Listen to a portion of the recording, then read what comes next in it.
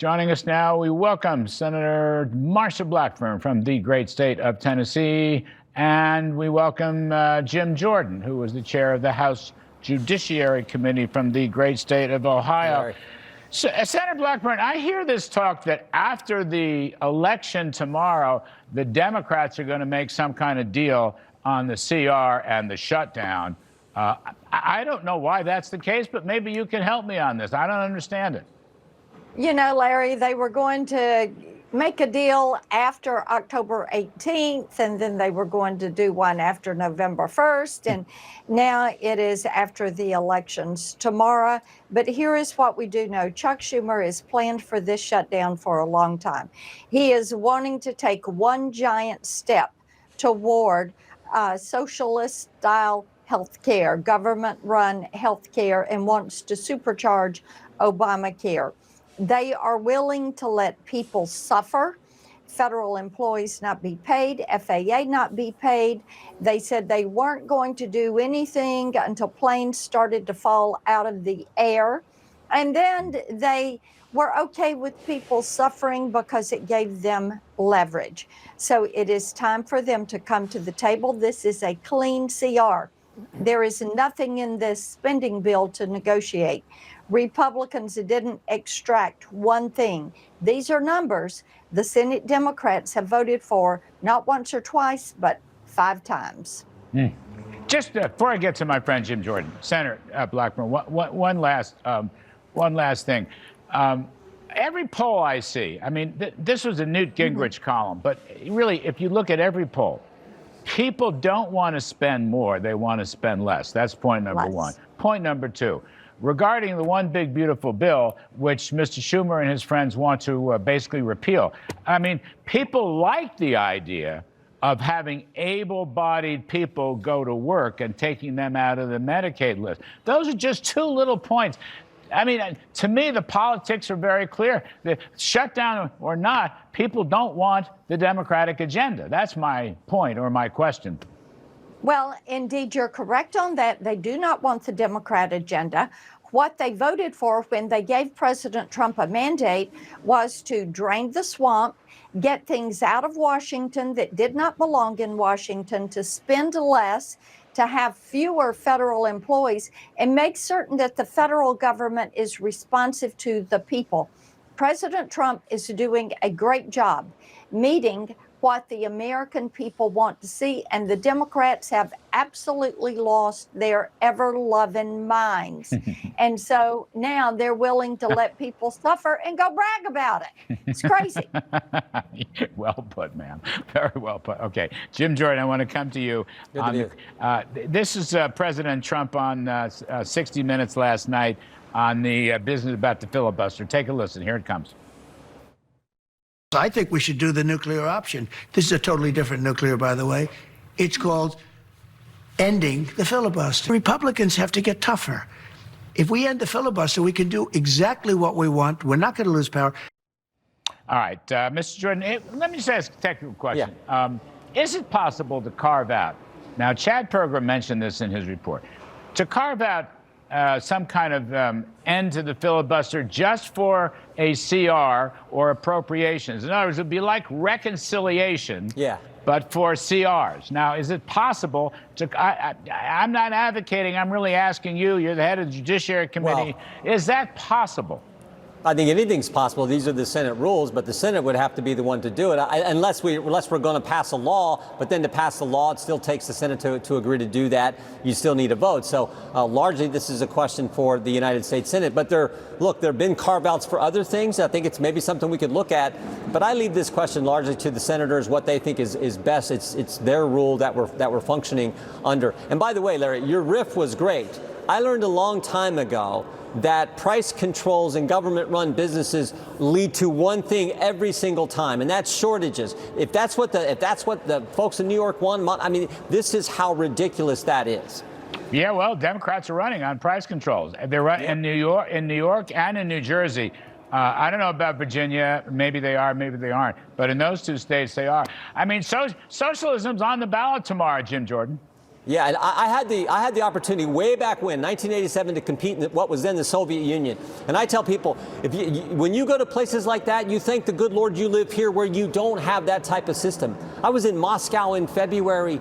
It's like 400 below zero, and you walk into the stores and there's nothing there. There's nothing on the shelves. That's what that kind of system gives you. And this is what this guy in New York is promoting. And it sounds like Mikey Sherrill's doing some of the same thing, at least on the edges. That's not good. I think everyone should understand that. But that is, again, what's on the ballot tomorrow in these key races. Senator Blackburn, you can see Jim Jordan punting to you on the question of a carve-out on the filibuster matter. So I'm going to ask you, is it possible it would be like a reconciliation bill, I suppose, just for continuing resolutions? You know, Chuck Schumer would like to see the filibuster blown up because he wants D.C. and Puerto Rico to be a state, and he also wants to pack the Supreme Court. I'm not sure we solve anything by changing the filibuster. We have given the Democrats the opportunity more than 12 times to vote on a clean CR. As I said, it is their budget numbers. The House did it right. They sent us a clean CR. Republicans support it, all except one. And the Democrats continue to oppose it, except for about 3 of them that have voted with us. They need to get over themselves. They need to put the people first. And when we put this on the floor tomorrow, they need to vote aye. Wow, another vote tomorrow. How great is that? Jim Jordan, when does this end? How does this end? Using your imagination, we have to reimagine. I have to reimagine Congress now because I don't see an end to it. I'm with Senator Blackburn. There's always a reason why there's somehow going to be a new CR, but the Democrats keep opposing it. Okay, I think it has a lot to do with the Trump derangement syndrome. But no, it's not. This isn't Trump's fault. He didn't do this. They're the ones doing it. I totally agree. I mean, think about it. You got John Fetterman saying this is the Democrats' fault. You got the largest federal government employee union saying open up the government, and still they won't do it because of what you just described, this Trump derangement syndrome. And they try to flip it and say somehow it's President Trump's fault. I mean, you had the clip there from Hakeem Jeffries saying this is intentional and malicious. Baloney, they're the ones who said they're going to be suffering. They're the ones who said it gets better every day. They're the ones who are talking politics and ignoring what their own United States Senator, Mr. Fetterman, said, and ignoring what the federal government employee union said. They're the ones ignoring that. So Senator Blackburn's exactly right. They've had now 13 times to do this, and this is largely a debate between Chuck Schumer and Chuck Schumer. It's a debate he's having with himself because he supported it 6 months ago, the exact same spending levels, but they won't do it now, even though the biggest government union says you should do it. All these Democratic unions say you should pass the darn thing. There's no question about that. But look, Senator Blackburn is always right, by the way. I just want to put that in parenthetically. But Jim Jordan, here's my last. Tell my husband. I'm sorry about that. But Jim Jordan, it's the same spending level as the Biden. Yeah. It's the same level for discretionary spending, is it not? I mean, that's the point. Hakeem Jeffries, you can disagree with him, okay? Fine. He's entitled to his opinion, but he's not entitled to his facts. The fact is, it's the same spending level as Biden had, which they signed off on, Jim Jordan. That's the really strange part of it. They voted for it just 6 months ago. They won't do it now because they do, in their alternate bill, they do want to add in that, we want people who come here illegally to get taxpayer-financed health care. That's something they want. They want to expand Obamacare, continue this expansion that they've done now a couple times. They want to do it again, even though everything we were told about Obamacare turned out not to be true. They said, you like your plan, you can keep your plan, like your doctor, keep your doctor. We didn't. That turned out not to be true. They told us premiums would go down. President Obama even said premiums will go down on average $1,500. None of that worked out, so they expand it, then they extend it, now they want to extend it again. And won't vote for what they voted for before. That's the situation we're in, and it's so ridiculous. Even their own Senator John Fetterman says this is crazy, and all the federal government employee unions are saying the same darn thing. I just give people making $500,000 a year, just give them free health care. That's what's in the bill. That's what they did. I know. Yep. I got it. Senator Blackburn, though, I didn't want to forget this. The whole business about Jack Smith and Arctic Frost and the wiretap. You and I talked about this when this story first broke several weeks ago. So now, according to your tweet, Verizon Telephone Company agreed with the Judge Boasberg not to let you know that this information was being ordered for your phone records. Now, correct me if I'm wrong.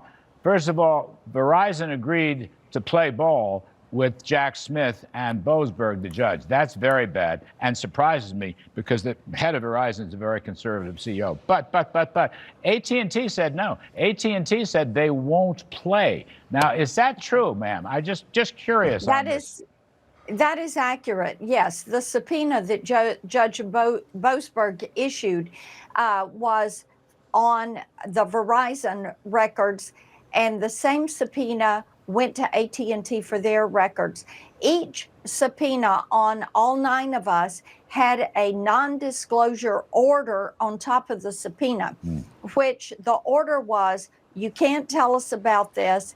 And they were afraid we would be a flight risk or destroy evidence or tamper with evidence or intimidate witnesses. Wow. And of course, as we have learned, all of this, everything they've done is a violation of our First and Fourth Amendment rights. It's a violation of the Speech and Debate Clause and of the Stored Communications Act and the separation of powers. So we are pushing Chairman Grassley to call in Judge Boasberg and have a hearing with him. I think it's appropriate for the House and Chairman Jordan to begin impeachment proceedings on Judge Boasberg. There are 197 separate subpoenas affecting 430 organizations and individuals, all conservative. Yeah, Judge Boasberg's probably a flight risk, if you ask me. Jim Jordan, I only have 30 seconds left, but you have to defend her honor. You're the head of the House Judiciary Committee. No, you got to defend Ms. Blackburn's honor, for heaven's sakes. They've been picking on her, and it's not good. She's tough enough. She doesn't need anyone to defend her. But we are going to get to the bottom of this, and we're going to do everything we can. Everything is on the table when it comes to Judge Boasberg. And let's be honest. There's a history with Judge Boasberg on a number of issues, not just over the last 9 months, but even going back further. So yeah, everything's on the table. We are actively going after more information because, as Senator Blackburn points out, over 190 subpoenas, 400 individuals targeting the Republican Party. That's what it looks like. Totally political attack on the other party from Mr. Smith and his special counsel investigation. Yeah. I'm telling you, Boasberg's a flight risk. You'll see. Anyway, Senator Marsha Blackburn, thank you very much. Congressman Jim Jordan, we really appreciate it. Thank you. All right, folks, switching gears.